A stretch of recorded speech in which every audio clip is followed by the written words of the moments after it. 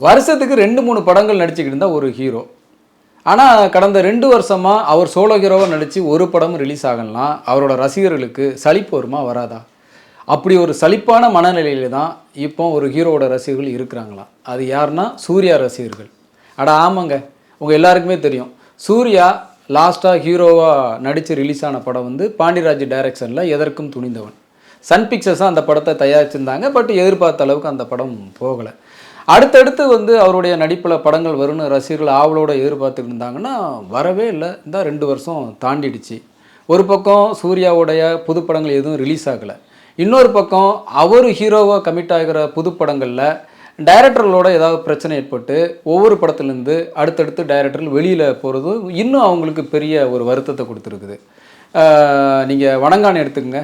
பாலா, சூர்யா அவங்களோட காம்பினேஷன்ல பல வருஷங்கள் கழிச்சு ஒரு படத்த ஆரம்பிச்சாங்க. கன்னியாகுமரியில அந்த படத்தோட ஷூட்டிங்லாம் போச்சு.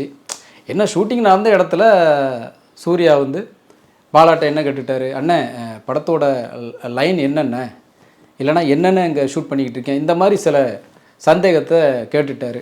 அவ்வளோதான். பாலா என்ன பண்ணிட்டாரு, "ஓ என்கிட்டயே சந்தேகம் கேட்குறீங்களா?" அப்படின்னு சொல்லிட்டு மொட்டை வெயில்ல மத்தியானம் 1, 1:30 மணிக்கு நல்ல பீச் ஓரமாக அங்கேயும் இங்கேயும் நடக்க விட்டு அது ஒரு பெரிய பிரச்சனையாச்சு. அந்த ஷூட்டிங்கே வந்து அப்புறம் நின்று போய் அப்புறம் இடையில ஏகப்பட்ட பிரச்சனைகள்லாம் வந்து அந்த படத்தையே வந்து ட்ராப் பண்ணிட்டாங்க. இப்போ அந்த வணங்கான் படத்தில் தான் அருண் விஜய் ஹீரோவாக நடிச்சிருக்கிறாரு. பாலாவும் அந்த படத்தை முடிச்சிட்டாரு. அப்புறம் பார்த்தீங்கன்னா சரி பாலா தான் இல்லை, சுதா கொங்கராவோட மறுபடியும் ஏற்கனவே அவங்க 2 பேரோட காம்பினேஷனில் சூரரை போட்டுன்னு ஒரு வெற்றி படம் வந்தது. ஸோ அதே காம்பினேஷன் மறுபடியும் சேர்ந்து ஒரு படம் பண்ண போகிறாங்க அப்படின்னு ஒரு அறிவிப்பு வந்துச்சு. அந்த படத்துக்கு கூட புறநானூன்னு ஒரு டைட்டில் வச்சுருந்தாங்க. அதை பார்த்த உடனே அந்த அறிவிப்பை பார்த்த உடனே சூர்யா ரசிகர்கள் ரொம்ப சந்தோஷமாக இருந்தாங்க. கண்டிப்பாக இந்த படம் வந்து ஒரு வெற்றி படமாக அமையும் அப்படின்னு எதிர்பார்ப்போடு இருந்தாங்க. அந்த படத்தோட ஷூட்டிங்கை கூட வந்து மதுரை அமெரிக்கன் கல்லூரியில் செட்டு போட்டு எடுக்கிறதுக்கான ஆரம்ப கட்ட வேலைகள் எல்லாமே வந்து வேக வேகமாக நடந்துக்கிட்டு இருந்தது. திடீர்னு பார்த்தா ஒரு நாள் வந்து சூர்யா தரப்புல இருந்தும் சுதா குங்கரா தரப்புல இருந்து நாங்கள் இந்த படத்தை வந்து இப்போதைக்கு ஆரம்பிக்கலை, தள்ளி வைக்கிறோம் அப்படிங்கிற மாதிரி ஒரு அறிக்கையை விட்டுட்டாங்க. இந்த 2 படங்களையும் தாண்டி சூர்யா ரசிகர்கள் மட்டுமல்ல காமன் சினிமா ஆடியன்ஸை எதிர்பார்த்த படம் என்னென்னா சூர்யா வெற்றிமாறன் காம்பினேஷனில் வாடிவாசல். அந்த படத்துக்காக சூர்யா வந்து சென்னையில் இருக்கிற கிழக்கு கடற்கரை சாலையில் ஒரு ஓப்பன் கிரவுண்டில் நிறைய ஜல்லிக்கட்டு மாடுகளோட பயிற்சியெல்லாம் எடுத்தார். ஜல்லிக்கட்டு வீரர்களும் அதில் கலந்துக்கிட்டாங்க. அவங்களோட சேர்ந்து பயிற்சி எடுத்து அந்த விஷுவல் கூட வந்து ஒரு வீடியோவாக யூடியூப்பில் வந்தது. ஸோ அந்த கிளிப்பிங்ஸ்லாம் பார்த்தோன்னே உண்மையிலே இந்த படம் சூர்யாவுக்கு ஒரு வெற்றி படமாக அமையும் அப்படின்னு ரொம்ப எதிர்பார்ப்போட அவருடைய ரசிகர்கள் காத்துக்கிட்டு இருந்தாங்க. பட் பார்த்திங்கன்னா இடையில வந்து இந்த பருத்திவரன் படத்தில் இருந்த அந்த கொடுக்கல் வாங்கல் பஞ்சாயத்தில் சூர்யா ஃபேமிலிக்கும் டைரக்டர் அமீருக்கும் ஒரு பிரச்சனையாச்சு. ஏன்னா அதே வாடிவாசல் படத்தில் அமீரும் ஒரு கேரக்டரில் நடிக்கிற மாதிரி வெற்றிமாறன் பிளான் பண்ணி வச்சுருந்தாரு. ஸோ இந்த பிரச்சனையும் வந்து ஒரு முக்கிய காரணமாக சொல்லப்பட்டதுனால வாடிவாசல் படம் வந்து தொடங்குறதுக்கு டிலே ஆகிட்டே போச்சு. இப்போ என்னென்னா இந்த வருஷம் எண்டுக்குள்ளே வாடிவாசல் படத்தை ஸ்டார்ட் பண்ணிடுவாங்க அப்படின்னு தகவல்கள் வந்து இண்டஸ்ட்ரியில் எல்லோரும் பேசிக்கிட்டு இருக்க சமயத்தில் இப்போ அந்த படமும் நடக்கும் நடக்காது அப்படின்னு 2 விதமான தகவலை சொல்கிறாங்க. முன்னாடி அந்த படம் நடக்கவே போகிறதில்ல அப்படின்னு ஒரு தகவல் வந்துச்சு. இப்போ என்னென்னா எல்லாருமே வந்து சமாதான பேச்சுவார்த்தை நடத்தி சூர்யா, அமீர் அண்ட் வெற்றிமாறன் அவங்க எல்லாருமே ஒரு சமாதான பேச்சுவார்த்தை நடத்தி சீக்கிரமே வாடிவாசல் படத்தை ஆரம்பிக்க போகிறாங்க. ஈவன் வெற்றிமாறன் கூட ஒரு ஃபங்க்ஷனில் வந்து வாடிவாசல் படத்தை நான் கூடிய சீக்கிரமே ஆரம்பிக்க போகிறேன்னு கூட உறுதி கொடுத்தாரு.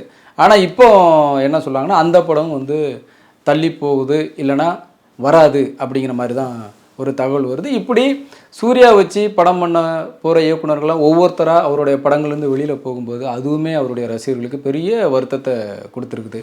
என்னடா இது, மற்ற ஹீரோக்கள்லாம் அடுத்தடுத்து படங்கள் கமிட் ஆகி நடித்து ஒவ்வொரு படமாக ரிலீஸ் ஆகிட்டு இருக்கும்போது நம்ம ஹீரோவோட படங்கள் மட்டும் இப்படி ஏதாவது ஒரு பிரச்சனையில் மாட்டிக்குதே அப்படின்னு அவங்களுக்கு ஒரு பெரும் கவலை.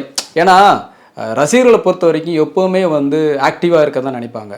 ஒன்று அந்த ஹீரோ வந்து படம் நடிக்கணும், இல்லைனா சோஷியல் மீடியாவிலையாவது ஆக்டிவாக இருக்கணும். இப்போ சூர்யா நடித்து படங்களும் ரிலீஸ் ஆகலை, இன்னொரு பக்கம் அவர் சோஷியல் மீடியாவிலையும் ஆக்டிவாக இல்லை. முன்னாடிலாம் பார்த்தீங்கன்னா ஒரு 2 வருஷத்துக்கு முன்னாடி வந்து ஏதாவது ஒரு சமூக பிரச்சனைக்கு சோஷியல் மீடியாவில் அவர் வந்து ஒரு கருத்து சொல்லுவார். அது வந்து பெரிய அளவில் வைரலாகும். அது வந்து சூர்யா ரசிகர்களை வந்து எப்போயுமே வந்து ஒரு என்கேஜிங்காக வச்சுக்கிட்டு இருந்தது. ஆனால் பாருங்கள் அந்த இடத்துல கூட சூர்யா ஒரு 2 வருஷமாக சோஷியல் மீடியாவில் எந்த பொது பிரச்சனைகளும் கருத்து சொல்லாமல் ஒதுங்கியே இருந்துட்டார். இன்றைக்கு வரைக்கும் அப்படி தான் இருக்கிறாரு. ஸோ இப்படி எல்லா வகையிலும் வந்து சூர்யா வந்து ஒதுங்கி இருக்கிறது அவங்களோட ரசிகர்களுக்கு பெரிய சோர்வையும் சலிப்பையும் கொடுத்துருக்குது. பட் அது எல்லாத்தையும் மொத்தமாக தூக்கி கடாசிடுற மாதிரி இப்போ கங்குவாங்கிற ஒரு படத்தில் அவர் நடிச்சிட்டு இருக்காரு. அந்த படத்தோட ஷூட்டிங்லாம் முடிஞ்சது, போஸ்ட் ப்ரொடக்ஷன் நடந்துகிட்ருக்கு. ஸோ அடுத்து அந்த படம் தான் ரிலீஸ் ஆக போகுது. அதை முடிச்சுட்டு கார்த்திக் சுப்பராஜ் டைரக்ஷனில் ஒரு படம் நடிக்க போகிறாரு. அதுதான் அவருடைய 44வது படம். சூர்யா 44 தற்காலிகமாக அதுக்கு வந்து டைட்டில் வச்சுருக்கிறாங்க. அதோட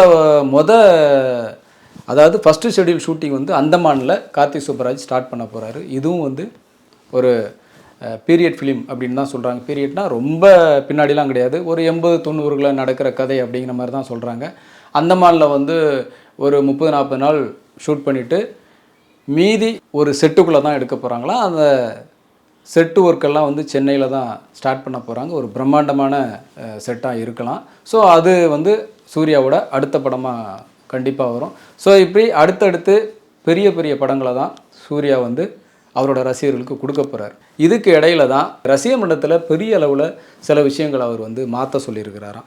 அதில் மிக முக்கியமாக நம்ம சொல்லணும்னா, சூர்யாவோட ரசிகர் மன்றம் பெரும்பாலும் சென்னையை தாண்டினா செங்கல்பட்டு, திருவள்ளூர், காஞ்சிபுரம்னு ஒரு முக்கியமான நகரங்களில் தான் அவருடைய ரசிகர் மன்றங்கள் செயல்பட்டுக்கிட்டு இருந்தது.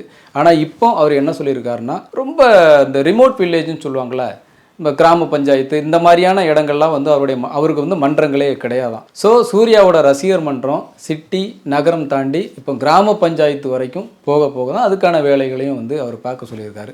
அடுத்து அது அவர் ரசிகர் மன்றத்தில் செய்ய சொன்ன மாற்றம் என்னென்னா, அவருடைய ரசிகர் மன்றத்தில் வந்து 50 வயசுக்கு மேலே இருக்கிறவங்களுக்கு வந்து நிர்வாக பொறுப்புகளை அவர் வந்து கொடுத்துருந்தார். அப்போ தலைவர், செயலாளர், பொருளாளர் அப்படிங்கிற பெரிய பெரிய முக்கியமான நிர்வாக பொறுப்புகள்லாம் கொடுத்துருக்காரு. இப்போ அந்த இடத்துக்கு ரொம்ப ஆக்டிவாக ஒர்க் பண்ணக்கூடிய ஒரு 25, 30, 35 வயசில் இருக்கிற இளைஞர்களை கமிட் பண்ண சொல்லி ஒரு உத்தரவை அவர் போட்டிருக்கிறாராம். ஏன்னா நம்ம மன்ற செயல்பாடுகள் இனிமேல் ரொம்ப ஆக்டிவாக இருக்கணும் அப்படிங்கிறதுக்காக இப்படி ஒரு வேலையை அவர் செய்ய சொல்லியிருக்கிறாரு. அதுக்காக அந்த 50 வயசு தாண்டின ரசிகர்களை பூரா வந்து மன்றத்தை விட்டு வெளியில் போங்கன்னு அவர் சொல்லவே இல்லை.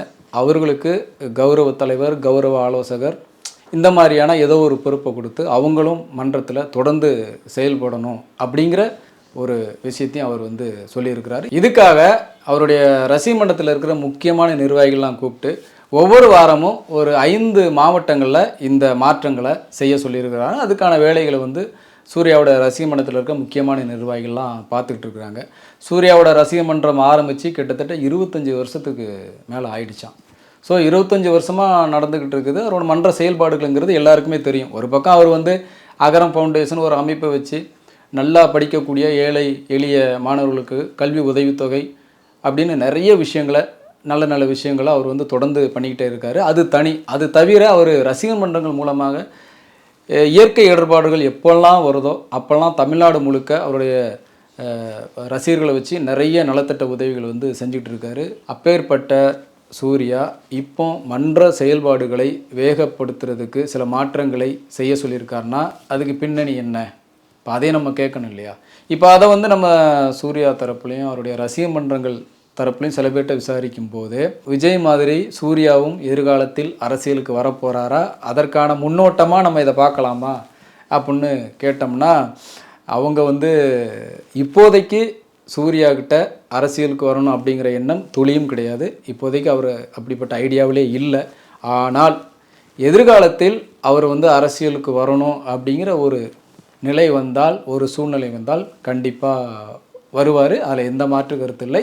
அவர் அரசியலுக்கு வரணும் அப்படிங்கிறதான் எங்களோட ஆசையாகவும் இருக்குது. வந்தார்னா கண்டிப்பாக நாங்கள் வந்து அதை வந்து முழு மனசோட வரவேற்போம் அப்படின்னு சூர்யா ரசிகர்கள் தரப்பில் ரொம்ப உற்சாகமாக சொல்கிறாங்க.